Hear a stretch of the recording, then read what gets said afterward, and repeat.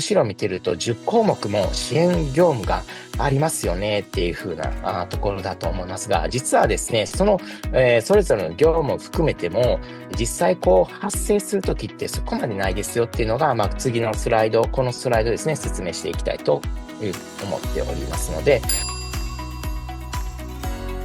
スマイルビザ